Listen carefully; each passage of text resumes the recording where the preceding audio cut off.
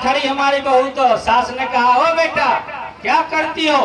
बोले माता जी आप ही तो कह रही थी कि जो पथरा के शेर खड़े हैं, इन शेरों को देख करके मैं अनुनय विनय करने लगी हूँ, प्रार्थना करने लगी हूँ कि ये शेर कहीं मेरा शिकार न कर ले।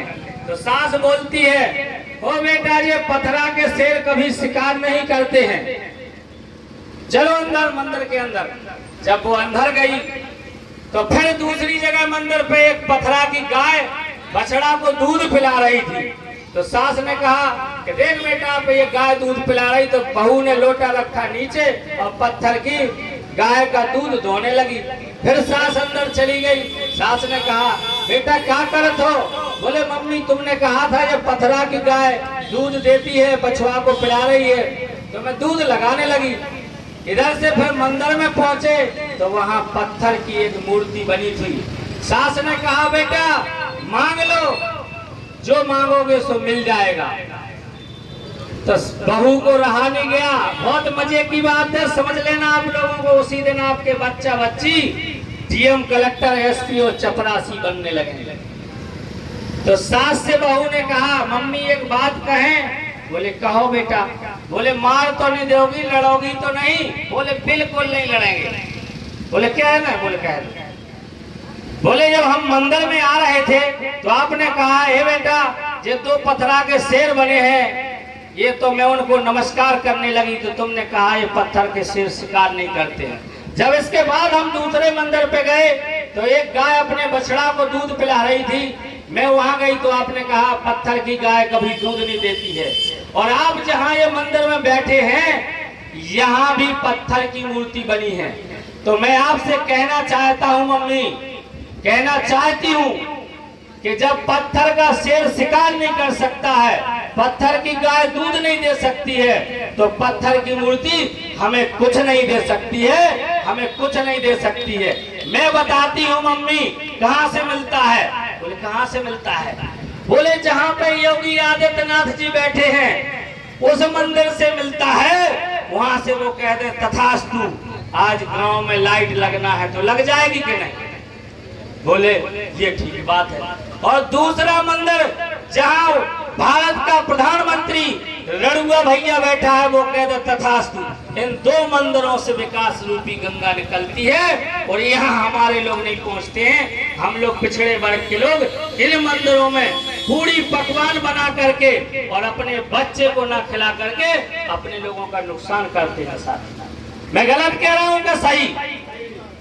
और एक बात और कहना चाहता हूँ, आप लोगों ने देखा होगा कि जिस दिन गांव में वोट पड़ता है, आपने देखा होगा गांव में एक दिन पहले से आपके क्षेत्र में जिस दिन वोट पड़ेगा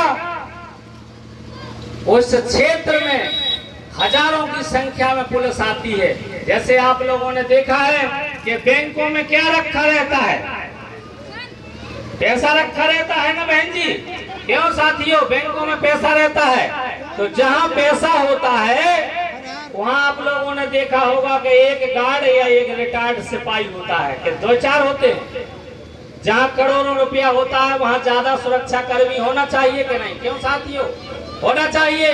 तो उस पैसे के लिए एक रिटायर्ड फौजी या एक जो है होमगार्ड होता है वो भी लठ लेके बैठाता है। जहाँ ज्यादा पैसा है वहाँ ज्यादा कर्मचारी होना चाहिए कि नहीं? होना चाहिए कि नहीं?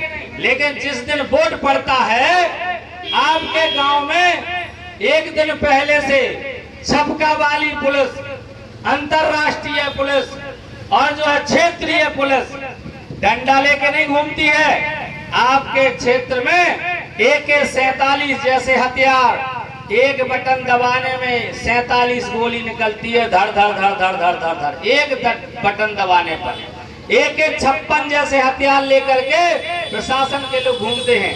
काहे भैया इधर क्या कोई खजाना आया है कि जिसके लिए इतने प्रकार की फोर्स आई है? जहाँ खजाना है वहाँ एक होमगार्ड और वहाँ एक जो है बंदूकधारी, एक नालूधारी। जहाँ खजाना है वहाँ नहीं है, और जहाँ खजाना नहीं है यहाँ इतनी फोर्स क्यों आई है? इसलिए आई है कि एक दिन बाद वहाँ वोट पड़ना है और वोट से राजा बनता है। और जिस दिन आप लोगों ने वोट की ताकत समझ ली और यहाँ उत्तर प्रदेश में बाबू रामपाल और रामधनी बिंद सुभाष कश्यप को उत्तर प्रदेश की भागडोर संभाल दी। तो जो आप लोग अभी 5 किलो गेहूं पा रहे हैं, कोई जो है उत्तर प्रदेश का मुख्यमंत्री या देश का प्रधानमंत्री अपनी जेब से अपनी जमीन बेच के नहीं दे रहा है। हमारे रामधनी बिंद को आप जो है कमजोर मत समझिए। बुंदेलखंड और उत्तर भारत का सबसे बड़ा नेता है, जिसके लिए आप जोरदार तालियां बजाओ, आप शांत हो गए।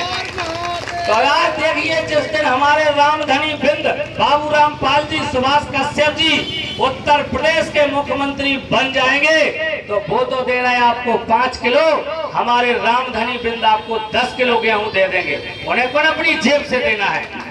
आज उत्तर प्रदेश के मोदी योगी जी आपको एक आवास दे रहे हैं, हमारे जो है रामधनी बिंद जी उत्तर प्रदेश में मुख्यमंत्री बना दो, तो एक आवास नीचे महरिया का बना देंगे और ऊपर पति का बना देंगे। और हमें अपनी जेब से बनाना है। आज जो है ये 1400 रुपया का सिलेंडर दे रहे हैं, हम आपको एक आपके पति को एक आपकी पत्नी को 2 सिलेंडर दे रहे हैं, दे देंगे। हमें कौन अपनी जेब से देना है। लेकिन जब सत्ता शासन में आप पहुंचाओगे तब ये संभव है। हम लोगों को अपनी भारतीय मानव समाज पार्टी का झंडा बुलंद करना होगा। उनके पास तो लोग किराए के खड़े होते हैं, आप तो खेत खलिहान से निकले हुए लोग हैं।